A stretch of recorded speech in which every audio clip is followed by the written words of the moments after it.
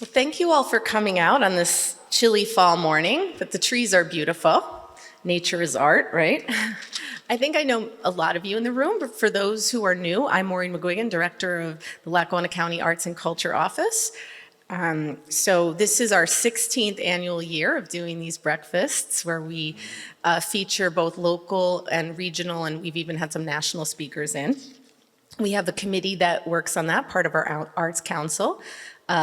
Glynis Johns is here, Alicia Grega. I don't know if Nada is here yet. Is anybody else here from the Arts Council? But we want to thank them for working on this and other programs. The Arts and Culture Department, as many of you know, is supported by a dedicated tax. And yes, I'm going to say the word tax because it is important to know that we invest in our people. And we're lucky today to have two of our Lackawanna County commissioners here today, who I'm going to bring up in a second to say some words.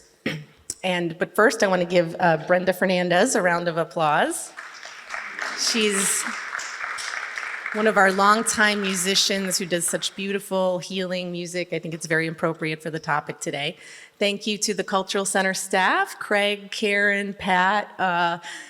I think Deb Peterson is in the audience, the executive director, Kelly, who's not here, but they do such a beautiful professional job. They make it so easy.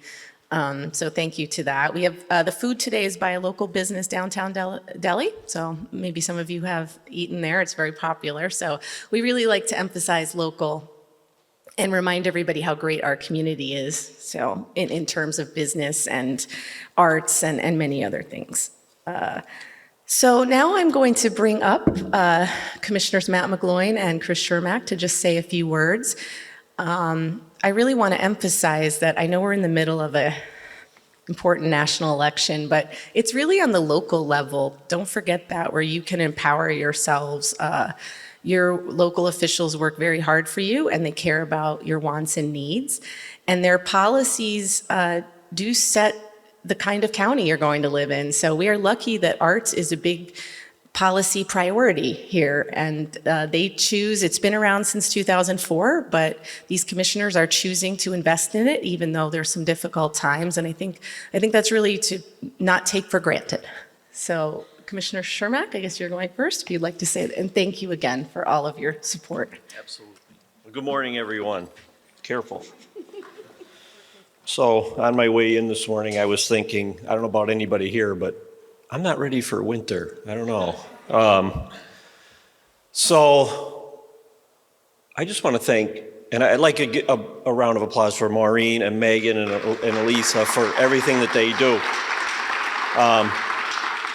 She's the driving force of what's going on here with the arts, and she does not take no for an answer, and I know Matt will vouch for that. But I appreciate everyone here today. I say it all the time, the arts is what makes this area so unique, and it just brightens everyone's day, especially some of the artwork that we see downtown and just everything that goes on. But, and Daniel, thank you for coming today. Appreciate making the trek up here from Reading, right? But again, thank you all for coming. Thank you, Maureen. And everyone have a great day.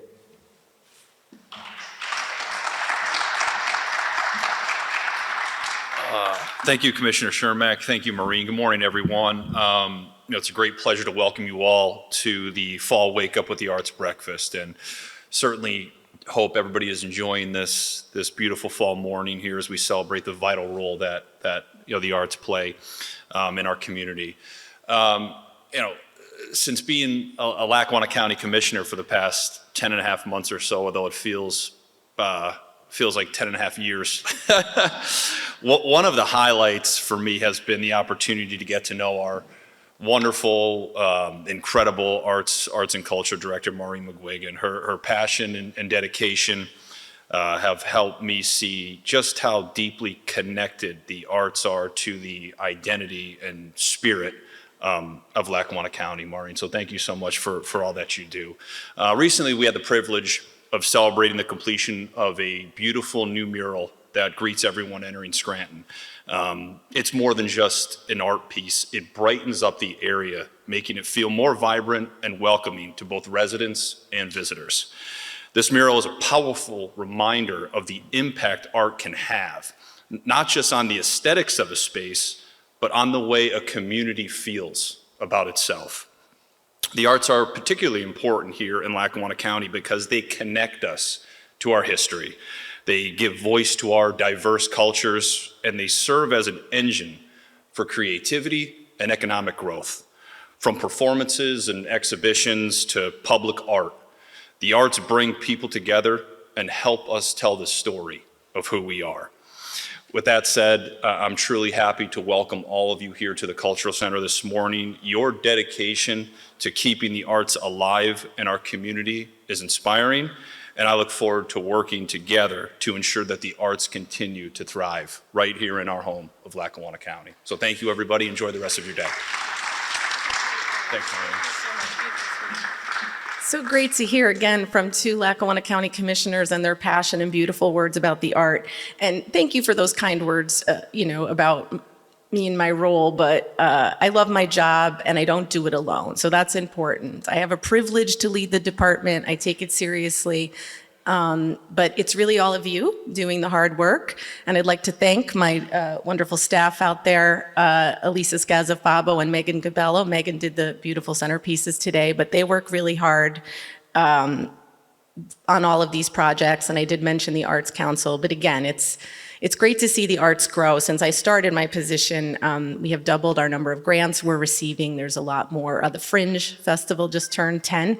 So they're one of our leading arts, and we have a Black Scranton now. And there's many of you, but I just like seeing that growth. So I'm going to stop being a talking head now, because the real reason we are here is we're going to have a wonderful presentation. Daniel Eguskiza I'm going to read his formal bio, but I need to just start with how I met Daniel and how much of a friend and arts leader, a mentor for me he's become. We are both on the board of the PA Humanities. That's where I met Daniel, and there's information on your table about that group if you're not aware of them. They're 50 years old this year. They are the state wing of the National Endowment of Humanities, and they do amazing work, which is tied to what we're going to talk about today. And you can become a member, but they are, making a humanities a priority through storytelling and sharing and encouraging civic engagement. So that's where I met Daniel. But I thought he was great, and we had the pleasure of bringing him up to work with the STARS program. Jenny Gonzalez, the director, is here. It's a wonderful program that works with Latinx youth on workforce development and tutoring. And Jenny makes arts a priority. So in the summer camp, we were able to have Barrio Alegria, Daniel's organization, come up. And so they've come up now for 2 years. And I also had the pleasure of seeing Daniel present. And I just thought he did a wonderful job. He gives you really tactical strategies. And I know all of you here in the room are working to bridge divides and be more inclusive, but sometimes we don't always have the tools. We know it in theory, but what does it look like on the ground? And I think he gives excellent tips for that. And he's just, he's not afraid to challenge people on their views, but he does it with compassion, patience, and humor. I often follow Daniel around with a notebook, writing down, and I keep encouraging him to write his manifesto but he's very busy.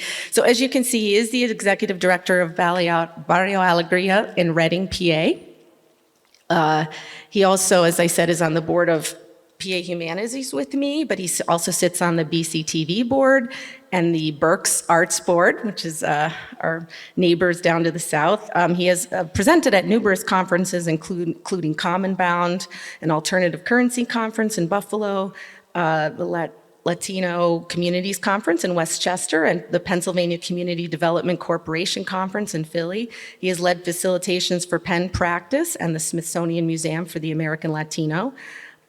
So I'm really honored to have you here today, Daniel. So I'm going to turn it over to you for the fun part. So let's give him a round of applause.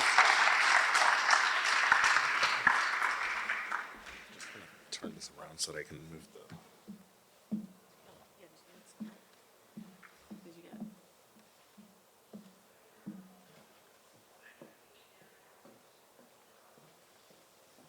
Good morning. Good morning. Thank you, commissioners, for this wonderful opportunity to be here. Thank you, Maureen, and thank you, Scranton, for welcoming me. My name is Daniel Aguskisa, and I am here to tell you a story. So the presentation today, as you can see, is called How to Barrio with Alegría, the most hazy toolkit for navigating problems in community building. The word hazy there is on purpose because there is so much that you can do. So when it comes to community building, which is messy work, which is work that does not end, but here we are, we're gonna start. I come from Reading, PA. So Reading in 2011, Reading is a wonderful city, has a wonderful history. This is where the Reading Railroad was stationed. We have the claim that in the Monopoly Board, the Reading Station is there on the Monopoly Board. But then it went through some challenges. And in 2011, Reading was declared the poorest city in the US. So around that time, the population began to shift. The population had been shifting, but nowadays Reading is close to 80% Latino in population, and around 40% of the population that live in Reading lives under poverty lines. So we are a city with many challenges. So around 2011, a group of friends and I, we were rehearsing salsa choreographies, and we were performing them. And then when this report came out in the New York Times that declared us the poorest city in the US, we had to stop and really think. We are choreographing and dancing where people are hungry, where people are dying, where people do not know whether or not they're going to make it until the end of the month. Children were showing up and were not focusing on their studies, because how could they? They weren't, they were hungry. They didn't know if they were going to eat the next day, if they didn't know where they were going to sleep the next day, et cetera, et cetera. So then we had to think, okay, can we do something as artists? And the answer came with the help of a study that was commissioned by the city administration. It is called the STAR certification program. So the city measured our levels, the levels of sustainability in the city. And there were two pieces in that study that were really critical for us. It measured equity and empowerment and civic engagement. So for us, we could do something about engaging people, because arts engage. And we were able to do something about equity and empowerment if we brought people together and then we helped them get involved in something else. So my first slide is the problem with Reading. And as a storytelling organization that Barrio is, we like to tell stories. About 4 years ago, one of the local universities had a new president that came, was interviewing, I guess, and spent a week in Reading, and then met at a gathering just like this, met a group of art leaders. And he stood in the middle and said, I've been here in Reading for just a week, and I figured out the problem. The problem with Reading is, and I I was sitting just like you and was thinking, please tell me, what is the problem with Reading? Problem with Reading is that after 5 p.m., after everybody is done working, they leave Reading and they go back to the suburbs. And so Reading is a ghost town. There's nobody in Reading after 5 p.m. So that's the problem. It's a ghost town. And then I sat there like you thinking, wait a minute, I live in Reading. I am in Reading after 5 p.m. You just called me a nobody. Because you said there's nobody in Reading after 5 p.m. So that equals I am a nobody.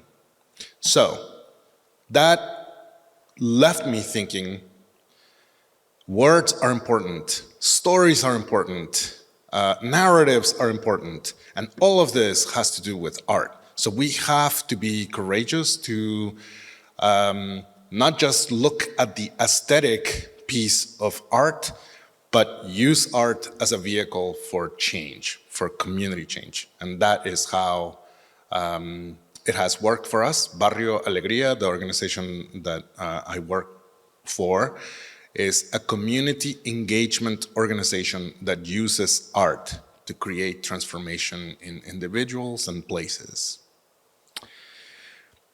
So, this is the agenda for today.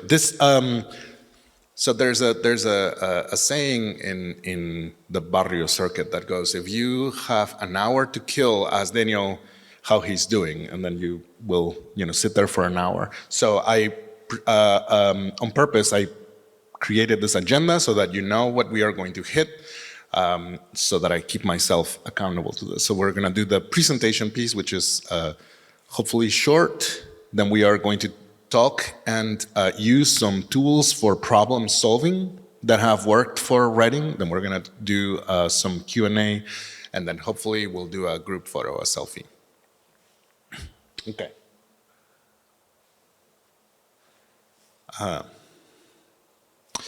So on a personal note, I wanted to start this presentation talking about problem solving, which is very important. And I had been married for 6 years, and if there was one thing that I learned from the experience of marriage, is that not all problems have a solution. Not all problems have a solution. And I do not need to fix every problem. So whenever I go into a meeting, or whenever I go into something, or somebody comes with me and says, oh, here, we have this problem, my tendency typically is, okay, I'm going to do something about it. I have to do something about it. Now I think to myself, do I need to do something about this? Do I need to do something about this now? And does this have to be solved? There's a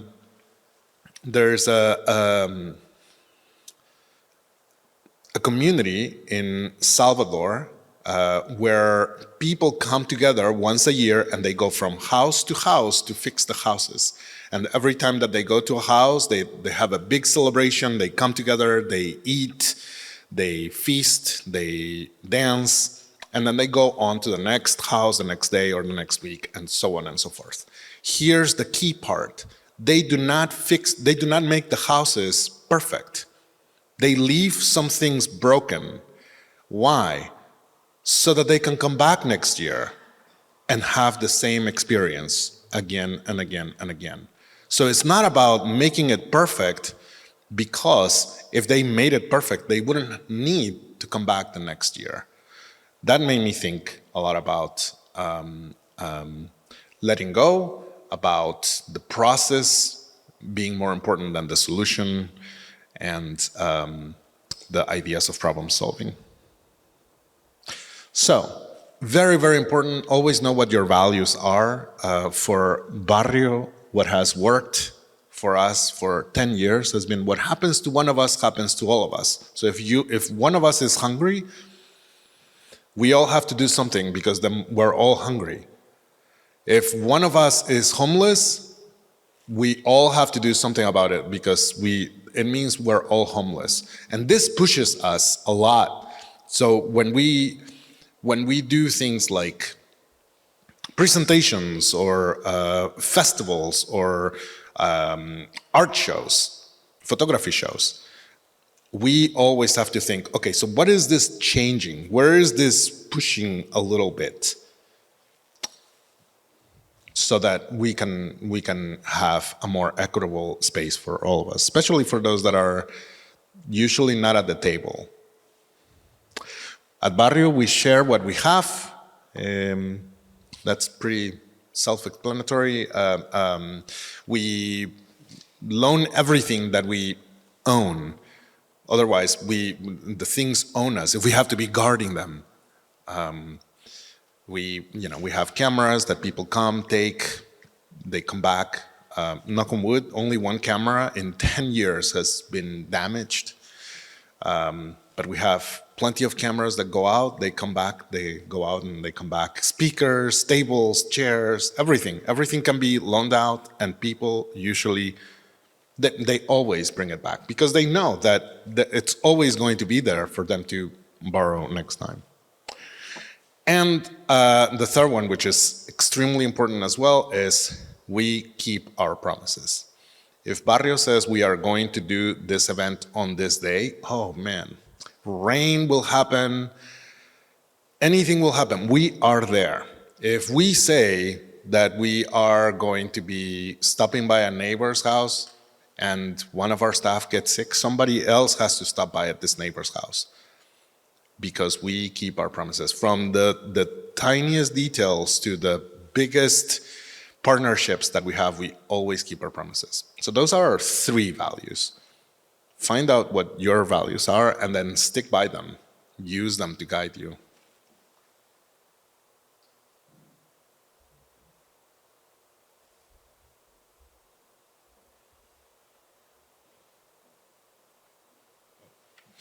There we go. Okay, so here are some lessons that we have learned over the past 10 years. Art is our vehicle for engagement. We pilot, measure, adjust, and try again. Everything is a pilot. Everything is an exploration. Everything is an exploration. Problems, if everything is an exploration, then a problem is an opportunity for an exploration of something. Transformational moments in individuals are spaces where individuals gain tools to change their world. In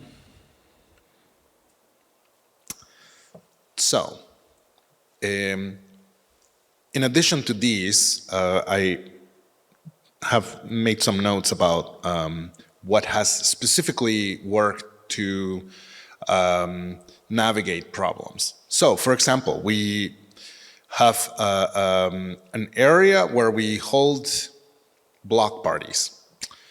And inevitably, we got to the point where the block parties became so popular that one person came to us and said, well, listen, if you want me to show up at this block party, then this lady that lives down the street cannot show up. So then we had a conflict. But we all want, why can't we just get along? Why can't we? This is for the good of the community. All of those reasonings work for us, but not for them, because the issue is an emotional issue. It's a energetic issue, and you cannot reason many times with energy or with emotion. Those are in different levels. So exploration it is. Exploration. So the good news is that artists love experimenting. We love problem solving. If we see materials in the middle of the circle, then we are there. We are trying to create something new. Think about problems as the pieces, the materials for your new art project. Set boundaries. So before you go into your problem-solving meeting or intervention, you have to set out boundaries. So, for example, we were at a community meeting, and there was a discussion between somebody from the city administration and one of the neighbors. And I was in the middle trying to facilitate. And when I say discussion, I mean in the Spanish sense of the word, where people were loud, both sides, unfortunately, and they were not going to get to a solution because both energies were matching at the same level. There was no change in level so that the energy could flow. So when I stepped in, what I did was I set my boundary, and I said, if two people are talking at the same time, I cannot hear either. So that was my boundary. Once they heard that, they were like, oh, okay. So if you are the third person, if you are the person that is stepping in to help create or facilitate a solution or a way out, state boundaries so that they know what the game plan is. Like, for example, a boundary is it can be a positive. It doesn't always have to be negative. You should not come this close to me. Or you can say, for example, I like to arrive to places early so that I can feel the vibe of the room. Like today, for example, I came in here and I felt, the energy of the crowd. That's a boundary for me.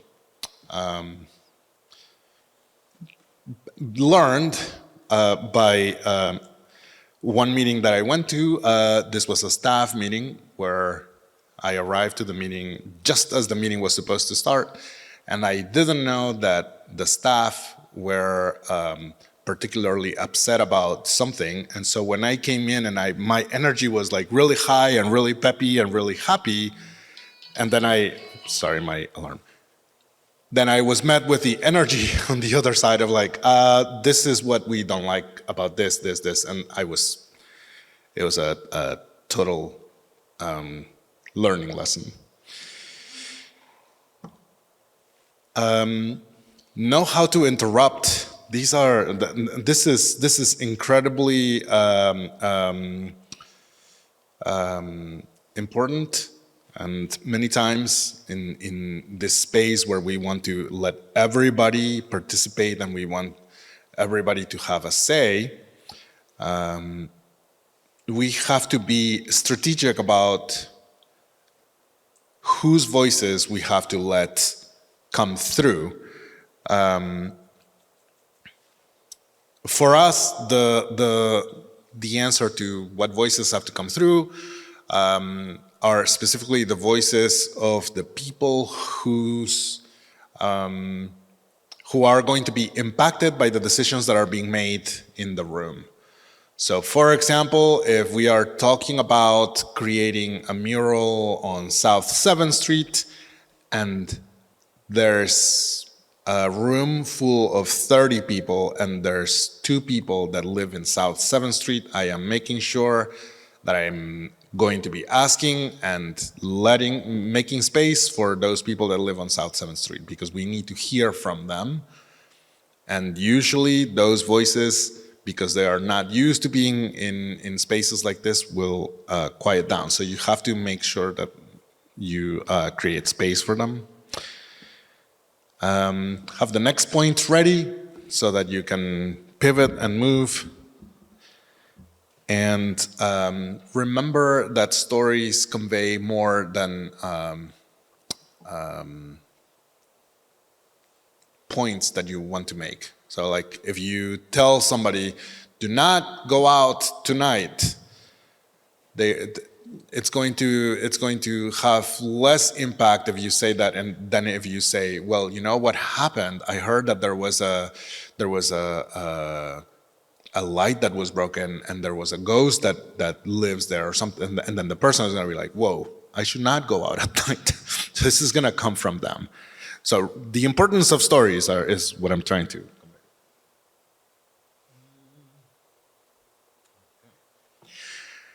All right. Well, that is the end of my spoken presentation. Now, I have prepared the hands-on part of the tools that we use. So we use dance, we use theater, and we use somatic conversations. So every time that we have a conversation and we have a group, a large group of people, and we want to talk about an issue, we like to talk through our bodies, and we like to identify pain points or points of that we can try to solve. So we would like to do that. We would like to model that with you today. And so we're gonna ask for those that would like to participate to meet me in the middle. So this is a moving conversation is what we're gonna do. So if you would like to participate, you can meet me in the middle. At Barrio, so at Barrio, we do not force people to do things. You self-select in. You do not have to do it. So I'm not going to say everybody must get up and do, no. The rest will act as an audience, but this is audience participation. So I might ask questions out of the audience, or if the audience has any points that they would like to make, we're gonna involve you. Okay, great. Well, welcome to the Barrio. I'm okay for now. Okay, great. Are you participating? Yeah, come on in. Yeah. Okay. All right. So the moving conversation is pretty easy. You create areas of agreement, and then we talk about it. So we're going to start with a question, and then I'm going to point out 2 areas where you will move to if you agree with the prompt or not. Okay, let's see. Today is let's start with a very basic one. Today is a beautiful day. If you agree, then you're going to stand over here. If you disagree, you will stand over here.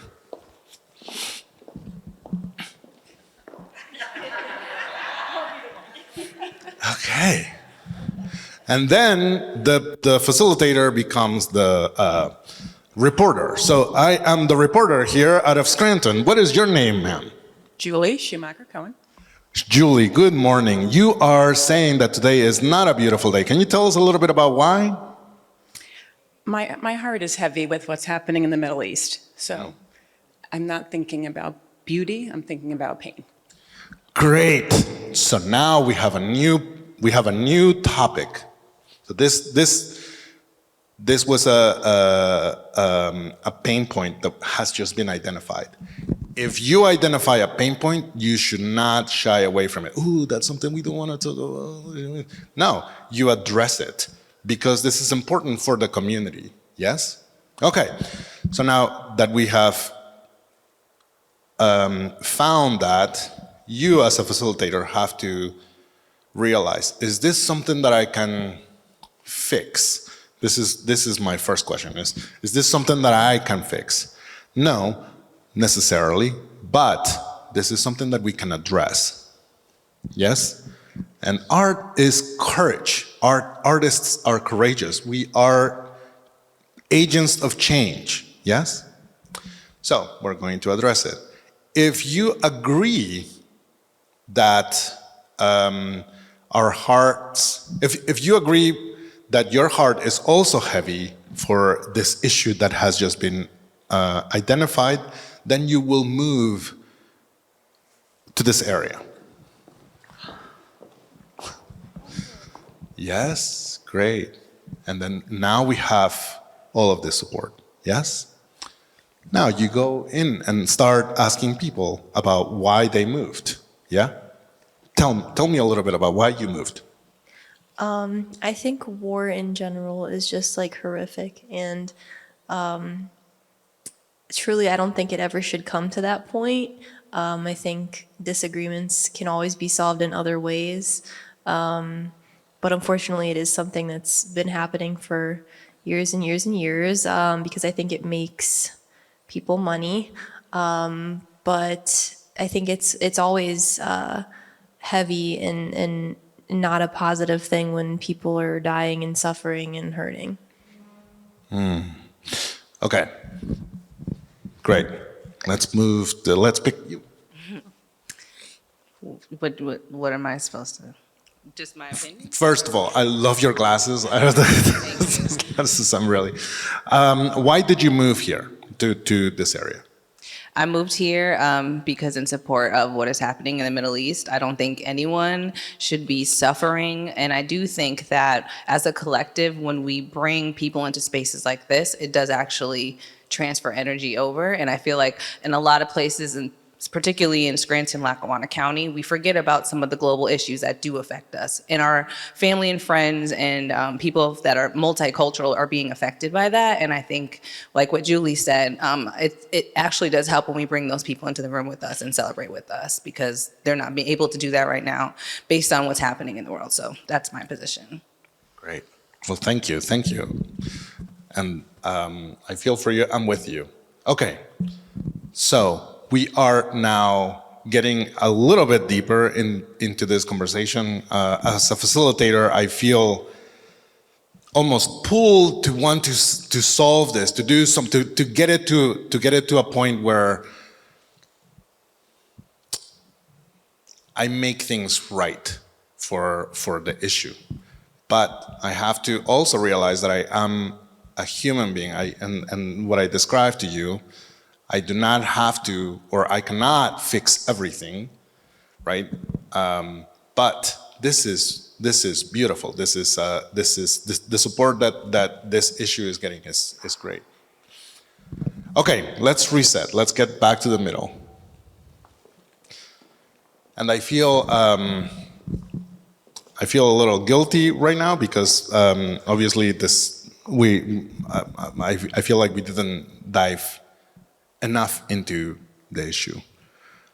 But I wonder if there are any questions from the audience about the process that just happened. Yes. I just think that the fact that everyone validated what she said is probably helpful, even though you cannot fix the problem, you at least validate her feelings. You don't negate them. Anybody else? Any other point, question?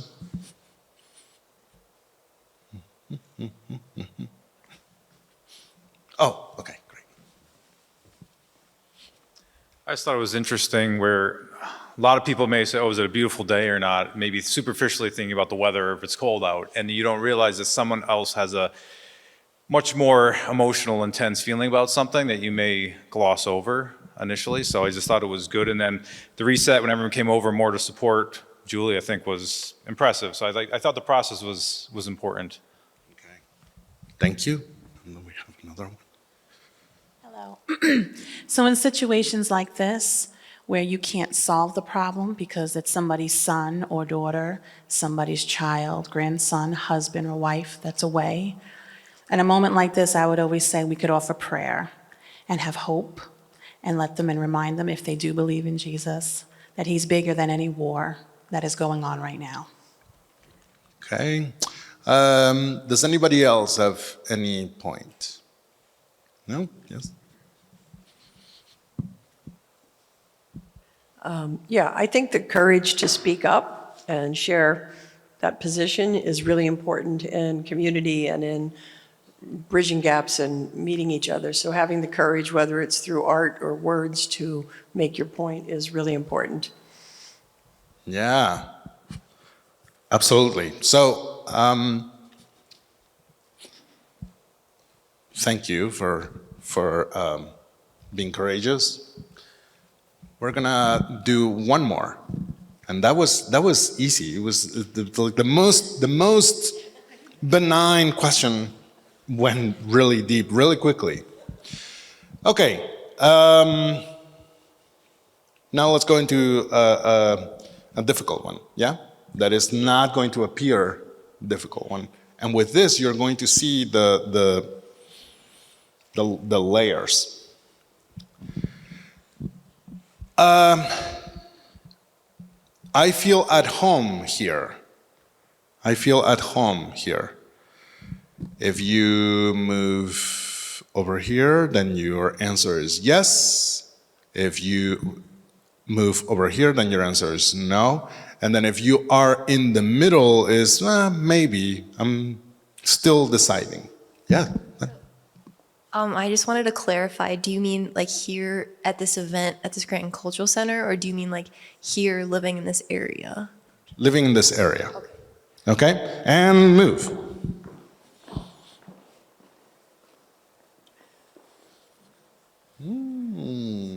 Okay. There are no wrong answers. We run a survey. This is how we do our surveys, by the way. We get about 100 people in the room, and then we ask them questions. Some of them are really difficult, like, are rents too high? And then you will see that, sometimes city administration folks are like, they move to the no, and then everybody else is like on the other side. Okay, well, this is very interesting because I want to ask what the definition of home is and why they are standing where they are standing. And it is important for those in the audience to pay attention to the answers because I'm going to ask for your comments again. What is your name and why are you standing here? I'm Yasmin, and so this was the not really sure. I believe that my actual home will be eternally in heaven in the long run. So right here in the middle is where I'm at because I don't really believe that this particular area is my home forever.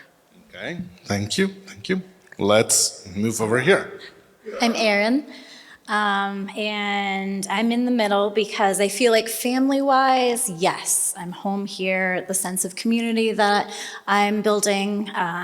I've lived in Northeast Pennsylvania basically my whole life, but professionally it could be tough. There were 3 years where I was living in Boston for grad school, and so as far as opportunities, I feel like there was more there than here. So family-wise, I feel at home, but then professionally, kind of struggling with that. Thank you for that. Hi, my name is Leah. Kind of like what you just said a little bit. I actually have spoken to Maureen about this before, but I just kind of, sometimes I feel called to like a bigger city in terms of like my professional aspirations, but also I went into the not sure section because I did move at one point and then I ended up coming back because of like the people aspect. And it was hard for me because like I didn't have anyone there. So I'm here for the people. So I'm kind of like torn. Yeah. Okay. I am torn.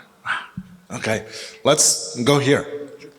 I was sort of in the middle. I too lived away for quite some time and then moved back about 4 years ago. So I had a moment of, and it was not entirely by choice. So there was a moment of like apprehension. But then if I'm being totally honest, I do feel at home here, both personally and I also grew up here, personally and professionally. I would say in a weird way, I probably feel more at home professionally than I do personally, just because I think we're all still a little disjointed from the pandemic years, or I should say the height of the pandemic years, because it's still going on. So yeah, that's why I chose yes. I kind of surprised myself actually by ending up over here. But I do feel like it's home. I'm not from here originally, but I've been here for 15 years and I'm blessed to be able to work in community partnerships with many people in the room. And that's one of the things that I find most fulfilling. Thank you. I love this question because I made Scranton my home as a form of resistance, being born and raised here, having family here. Like you, I was told that there are no Black people in Scranton. You don't have a community here. You don't belong here, and you should leave, and you should never come back. And for me, I just decided to uncover a lot of things that proved to me that we have been here and we belong here, and this is my home, and I should be proud of where I come from. And it doesn't matter that the community is small because I'm big and I should take up space. And so that's why I firmly stood here, and this is my home, and I love Scranton more than anything. And I didn't for a long time, but now I do. And I think sometimes you have to leave and come back and fall and find yourself to really feel the foundation that's below you. So I love Scranton. I love Lackawanna County. I love Pennsylvania. Great, thank you. We're gonna get to that. We're gonna get to that for our final question and final person. Yeah. I can't really follow that, but I have written about this extensively, I think. I grew up all over, but my family came here in the early 20th century to mine coal. And if it was good enough for them, no, I lived in some places that just didn't feel like home. And it's the people here, I think, that really mean more to me. They're real. They tell you what they think for real, you know, and I appreciate that. So I raised my kids here, who are now almost 30. So I've been here a while, and I don't want to be anywhere else, really, honestly. Great. Thank you. Does anybody in the audience have a question or point that they would like to make? Okay. We do. I'm so sorry. I did not see. Yes. I have a little bit different perspective. I wasn't born and raised here, but I've been here for quite a while now. And one of the things, you know, that you see talked about is the different people that come into the area. And, you know, sometimes it's not all whether you are of one heritage or another. It can be location. And moving into this area was difficult for a long time until I found my people. And that's so important, is to find your people, because I've been here for over 40 years. And, you know, finally I feel like I found my people, but sometimes it takes a while, and sometimes you need help finding your people, and you need to help other people who have not found their people find their people. And I think that's so very, very important. Yes, good. Okay, let's reset. I have one last question. Now, so we've been going on levels of difficulty. This is the most difficult. All right, so I'm gonna ask you your opinion about the community at large. Do you feel like the majority of people here in Scranton feel at home? The majority of people here in Scranton feel at home. Yes, you move over here. You're not sure. In the middle, and no, you move over to the side. Yes, let's move now.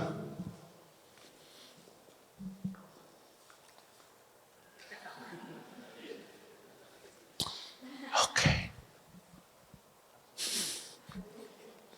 All right, we got some courage in the room, yes. Great.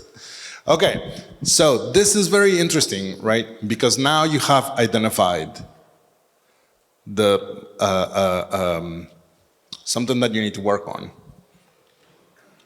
Does it need to be fixed by us? No. But do we have to do something about this? Yes. Yeah?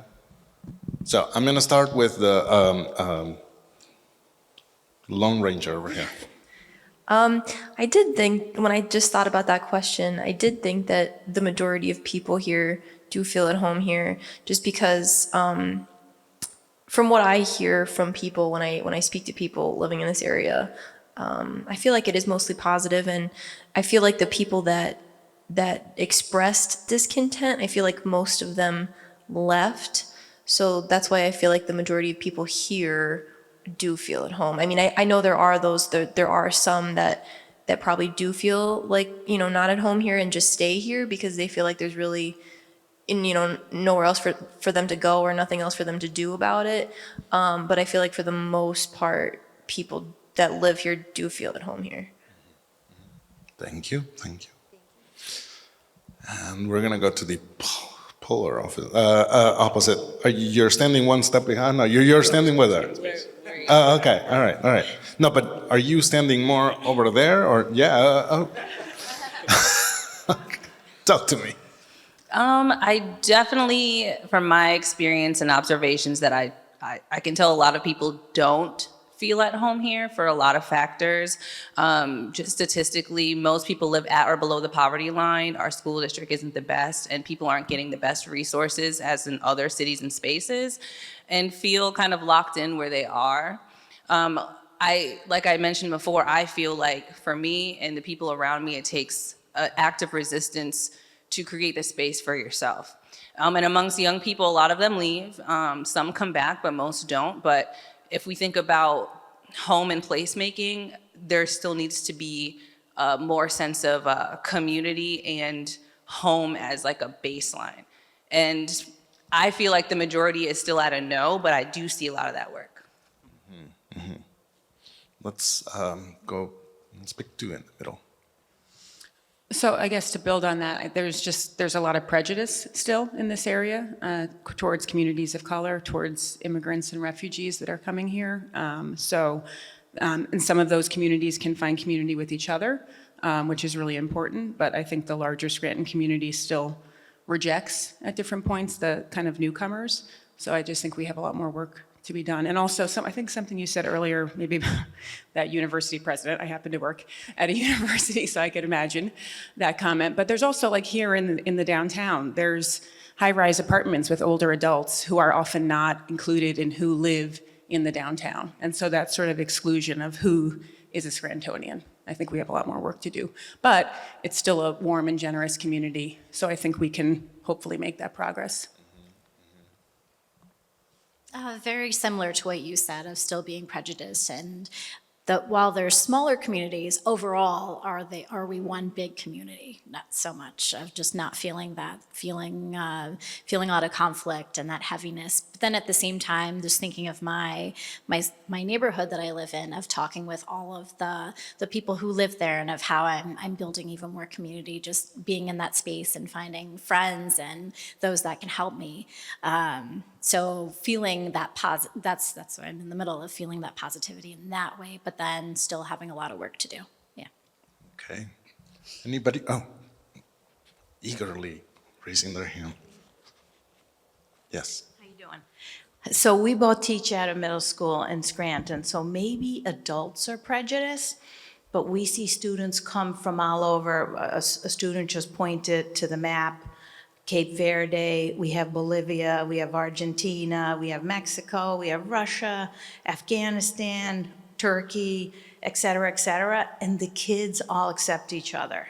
And sometimes they come in, they're nervous, they're crying, and then they're checking out and they're happy and they have friends from all over. So I think they do feel at home here. It looks like Jane over there from the greenhouse accepted our kids, and she's writing grants and our projects, and I say, could we come over for hot chocolate? And she has like hot chocolate, socks, and cookies, and the kids are from all over the world, and art in the park. So, you know, some of the stuff I hear from the adults, that's not what we're seeing. We see acceptance. When you say dancing, the graduation, they play all different music. So I think the kids are accepting and they feel at home. So I think there's good things going on. And I feel, you know, I'm sad about the Middle East and everything, but we see good things. And she's painting a plow for the county, and the kids didn't even see snow, some of these kids. So you know, there's good things down with the little people. Good. Okay. And then we had, all right. And yeah. Thank you so much. That's wonderful to hear, and that's fantastic, and shout out to the Greenhouse Project. I'm glad to hear that.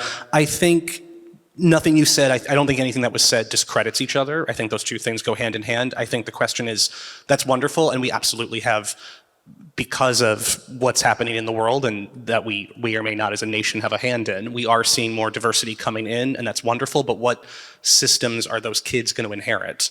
Who are the powers that be that they're going to enter the community with? It's wonderful that they have a community within each other and amongst themselves, and I hope that energy spreads, but if it's still predominantly the people at the table still look like the people at the table that are running the table now, and again, it's not just about ethnicity, race, sexuality, or country of origin, but also just your willingness to accept new ideas and your willingness to accept the voices of others that don't necessarily look like you or do look like you, but have a completely different life experience. And so for me, that's the reason why I was in the know. I think we have a wonderful community. I'm the director of the Performing Arts Festival, the Scranton Fringe Festival. We just celebrated our 10th year. We had huge crowds at most shows. You always have hit or miss. But the thing that I find so telling from our artists is how vastly different their experiences are. And I'm talking about artists that work in the same field or the same medium, literally could be from the same neighborhood of Scranton, and their perception of the situation is so different. So the last thing I wanted to mention and add on that was when you said the question of, do we feel at home? I think that the minute I heard that, the very first thing that came to my mind was, what does home even look like to everyone in this line? And I think especially any of us in the room that have worked in the human service end of nonprofits know that not all homes are healthy. And I think that to me was really telling. And that's, again, another reason why I'm on this side of the room instead of the middle area. Thank you. Let's give our participants a round of applause. Thank you, thank you. Let's go back. And I'm sorry that I didn't get to everybody. I just checked the time and it's almost 10. So I want to... That was the idea, but...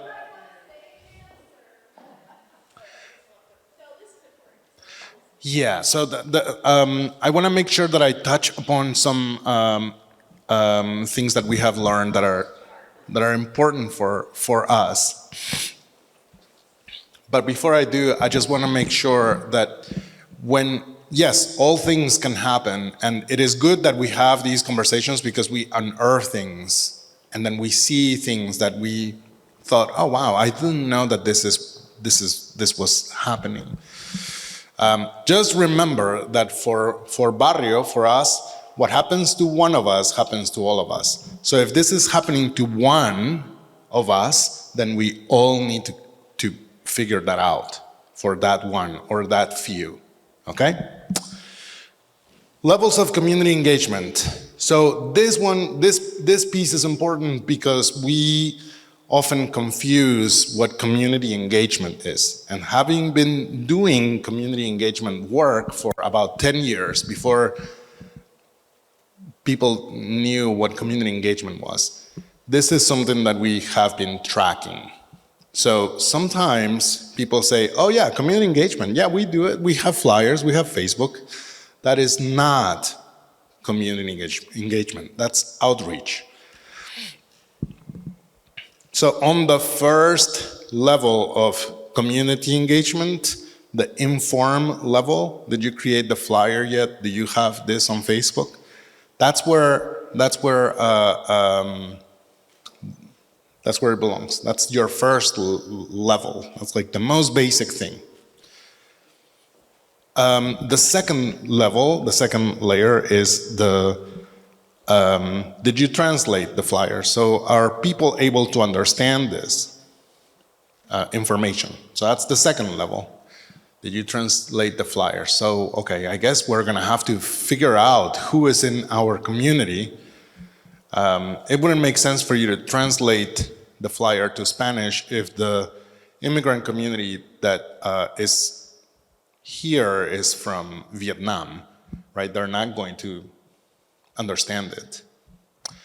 So you are consulting the community, you're meeting the community. That's amazing, but that's only your second layer. The third layer is, or the third level, is let's get some neighbors to help us. So now you're involving people into the programming that you are doing. Great, that's amazing. You are involving people to help you with your ideas, okay? So you're involving people. Now you're bringing people together. Okay, great. That's amazing.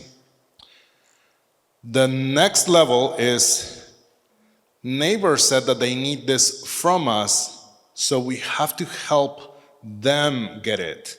They have an idea. They have an idea, and they're checking out to see if we can help them get their idea figured out. There was, I attended one meeting where one of the administrators for the park said, oh yeah, we had to close the sheds, the things that are in the park, because the neighbors were using it. You know, they were sitting down and playing dominoes, and they were like, you know, doing hot dogs there. Like, that doesn't belong to them. It does. It really does. You're just the steward. You're just making sure that things do not get destroyed. But those things, that's where you want to get to. We need to work really hard to make sure that people know that this is something that they can use, and they need to take care of it so that it can be sustainable for the future. So that's the next level. This is where Barrio is. Barrio is in level 4. Whatever neighbors come and tell us, like, we have community meetings at the beginning of the year where we tell neighbors, okay, what do you want to see happen in your neighborhood this year? And then we hold moving conversations, and then they say, yeah, we want, sometimes they have incredible ideas that we are never gonna be able to do, but we take notes of everything that they want to see done, and then we tell them, out of this list of things that you enumerated, that you created, we are able to do A, B, C, not D, this one maybe, but this, and then we make a promise. And then they say, oh, okay, we're gonna check back on you at the end of the year. We produce a report, we go back, and then we say, yeah, we did this. You didn't show up though, next time you better be there, okay? The next one is when we start to just see them do, and then we are the cheerleaders, because we are watching them do their own things, and then we come ask them permission. Hey, can we do this? That's the next level. We have not been there yet. We are dreaming it. We are hoping to be able to do it. This work is not citywide. We have a neighborhood that we are working with. It's about 2,000 people in this neighborhood. And so for us, it's easier, but it's also, we are also doing it because we can measure success. We can see things better. We can track things better because we are in a very localized area. Okay? So this was important for me to let you know. Questions? Yes, over here. I'll come to you. So number 2, when you say translate, I also want to add, is the event accessible? That's something that's missing on flyers, and that's important. Yeah, accessibility is very important, especially, I mean, we've learned a lot of about that, yes. Yeah, we live in a smaller community, Carbondale, which is much smaller and more compact than Scranton. And we've developed an arts alliance where we're trying to come up with things that the community needs, that the community wants. We're having trouble with number 3, involvement, getting people involved, getting people to join, getting people enthusiastic about it. Any suggestions would be helpful? Yes, I have many, but does anybody in the room have suggestions for getting people involved? What has worked?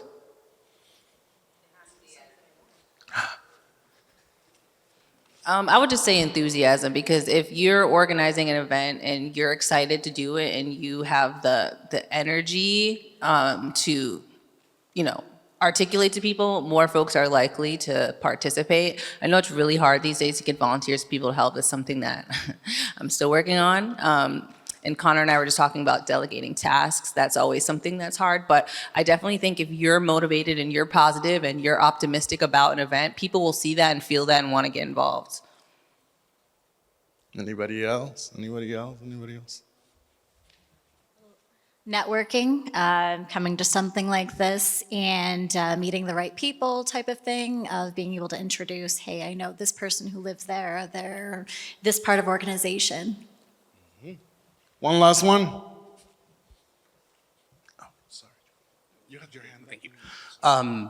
I know it sounds counterintuitive to getting people involved, but sometimes the answer is not doing it. And I've learned the hard way that in the sense of focusing on quality, not quantity, and sometimes it means you're, and again, not you, but in general, we might be over asking of our community, or whether it's your neighborhood or an alliance or whatever the audience is that you're trying to pull that support from, because, you know, again, we all have less disposable income these days. We've kind of disconnected socially for so long, it's taking time to rebuild. And I would also say that the hardest thing for us has often been not reinventing the wheel for the sake of doing it, and looking outward, and that kind of goes to involving and collaborating, is asking yourself, who's already doing this? Am I trying to fill a gap that maybe someone is doing that we could augment or bring on board and help them do what they're doing? And I think that sometimes it can be a little humbling to acknowledge that, but it's sometimes the most productive thing you can do. Very important. Okay, fine. Many of these people are saying specific things to do, like networking. And it's wonderful if you network, but if you don't do it in a welcoming way, it's just words. So while you're being enthusiastic and you're doing all these things, you also have to say, I'd love for you to come and be with me and actually mean it. So, this reminds me, and I know that this is the elephant in the room, and I often forget because funding is not, it's not my motivation, but I know that funding is very important, and it has to be equitable, and it has to, sometimes if two organizations are competing for the same funding, then one, I have to acknowledge that, even though it's not my or our motivator. But we were just at a Creative Communities convening a couple of weeks ago, and then we were shocked to learn that not only in PA, but nationally, volunteerism numbers are going down. We don't see that. In Reading, for Barrio, the volunteer numbers numbers just keep coming up.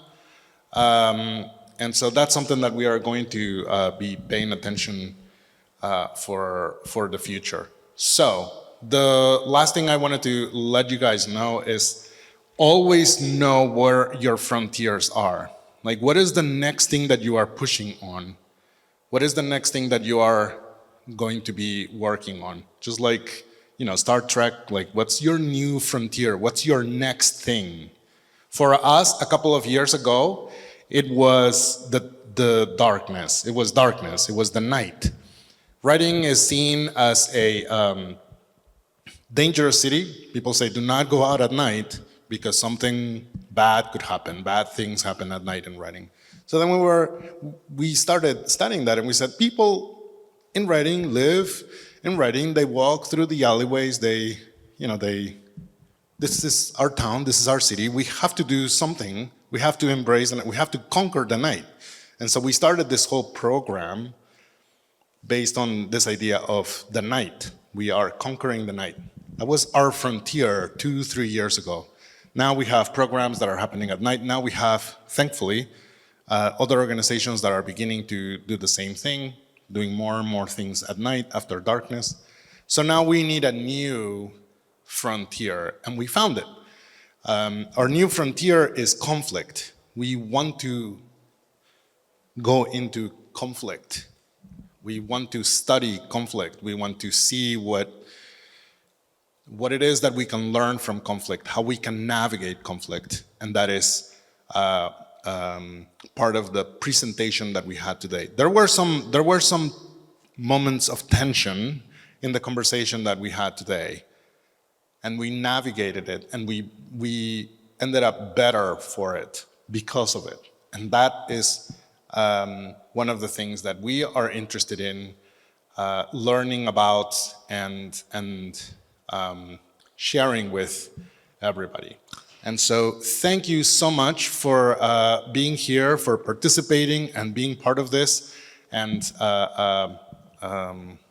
yeah, thank you, Maureen, and for welcoming me to Scranton. Thank you. Thank you, Daniel. As Daniel said in the beginning, this work is messy, and it was probably unfair to only give you an hour. Perhaps we'll have to bring you back for a larger workshop and where you can showcase some of your other tips. But thank you so much. Like I said, he's wonderful and a great resource, and I'm so glad we have a relationship now. So I'm sure if you have additional questions, please stick around if you have time. And Dan will be here. And again, thank you for coming out and waking up with us this morning. And thank you again. Yeah, thank you so much. There's youth involvement. Those are things that are working for us. There's the volunteerism. There's the how do we get from 1 to 2 things that we can talk about. Thank you. Thank you so much. Thank you so much.